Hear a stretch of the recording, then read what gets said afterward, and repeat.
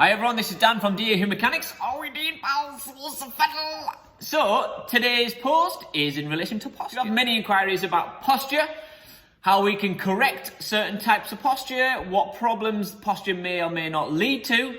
So, first golden nugget for you, cuz, is there is no good or bad posture. Boof! You say what? Fuck off, Dan. It's definitely bad posture. So, there is no good or bad posture. There is possibly spending too long of time or period of time in a certain position.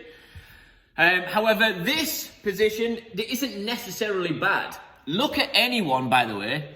Look at people who do have back pain and people who don't have back pain. Those people who do have back pain generally sit like what you would imagine is in good posture. They sit nice and tall. And most other people, the ones who aren't in pain, they slouch. How can slouching be bad if everybody who doesn't have pain sit like that?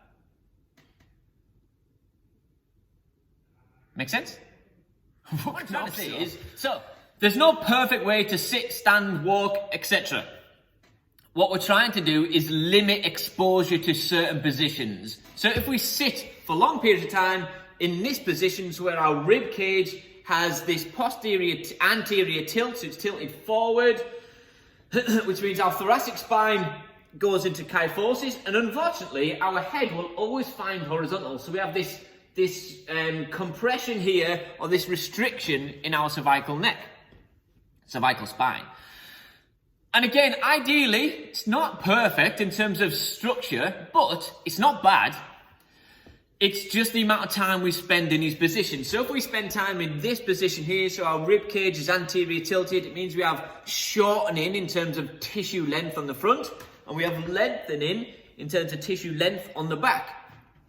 And then these muscles on the back in between our shoulder blades, they're desperately trying to suspend us in this position. They're trying to hold us or pull us back, which means all the tension is on the back. And again, it's not a problem unless you spend too long in them positions. And then these muscles who are trying to suspend you or hold you there or pull you back, they're the ones that become tired and sensitive and irritable, which is why often people get pain, problems in the back. And it's only because these muscles are getting tired and fatigued because, like I said, they're trying to hold us in a certain position. Woo! Glad they got that off my chest. Feel better now. So, if you sit for too long, it's your job to sit down for long periods of time, that's fine. Pick your battles. So, here's some certain examples of exercises that may help alleviate some of these pain, and it may help organize your body in terms of balance, front and back. Dead straight forward. So imagine your rib cage is tilted forward. Okay, it's kind of dropped in this position here. Therefore, your head finds horizontal, you have this compression here. So your first job is you're going to tie two movements together. You're going to lift your rib cage up, and at the same time, you're going to tuck your chin in and back. So we now have length here, and we have length here, okay? As soon as we slow, we have compression here, and we have compression here. So we're going to lengthen the front, rib cage, lengthen the back of our neck. And then we collapse back down, lift up, chin in, collapse up down, lift up, chin in. Okay, your second yan is, because often we find ourselves elbows tucked in, hands out in front, these positions again become really short, compressed, sometimes reduce mobility. So, hand up, get hold of it, pull it across. So here, I'm trying to take my elbow to the ceiling and shift my rib cage up and across. So, rib cage, up and across, really open this space. So again, I feel really stiff here actually this morning. Feels nice, trying to lift my armpit up towards the ceiling. Switch arms. This side feels worse. I feel like I'm really stuck here. Can't get the same amount of movement. So rib cage up and across. Really open these spaces out. Okay, next one, similar principle. We're trying to open up this space on the front here that often becomes short and restricted. So it allows us to get into this thoracic extension. Place one hand on the table. If you've got a nice slidey chair, So slide a chair back if you haven't, then walk yourself back, armpit goes down towards the floor, and here, your job is to do what's called cornering. So you're going to rotate your body, your ribcage around your arm, until you find a position that feels productive. So for me, here doesn't feel too bad, but if I rotate this way, I feel really stiff along, again, this border of my lat, and it feels nice. So they're the positions I'm going to try and explore. They're the movements I'm going to try and find. There's no point spending time in these areas that feel absolutely fine. Be productive, go and corner, go and find these positions that feel stiff, tight, uncomfortable. Make sure you're getting bang for your buck. Here, I'm going to do some... Look at this next bit. Oh, he's gone and snapped it. He's rock hard. Okay, next exercise requires you to get up off your ass, out your seat. So again, when you're sat down, we have shortening on the front, this anterior hip. We have lengthening on the back. Potentially, so we inhibit, so we reduce activity in our glutes because we're sat on them. So, we get you up into this half kneeling position. One leg forward, one leg back. We're going to be working on this back leg, so we're going to try and open up this front that would ordinarily be short and compressed, sat down. So, the key is this tilt. So, we're going to posterior tilt, so we're going to tuck our pelvis or our bum underneath us. We're going to keep our ribcage down, so we shorten here. So already I feel this happening, so I feel some sort of stretch or discomfort here.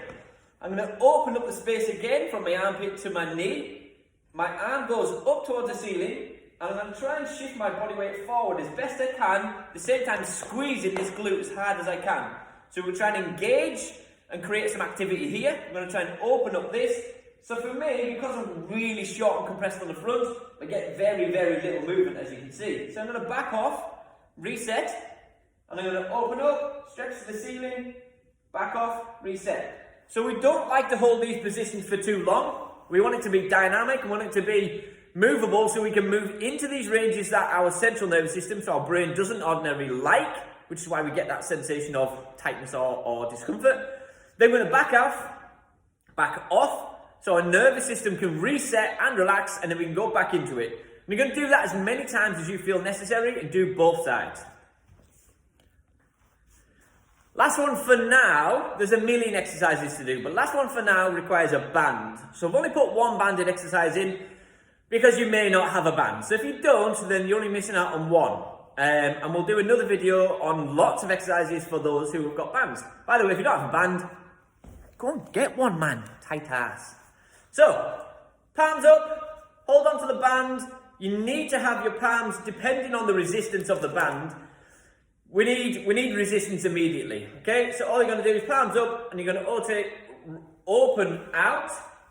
And once I've opened my arms as far out wide as they can go, I'm going to try and push them away from each other. So my hands are trying to move away from each other, so they're both moving in this direction out.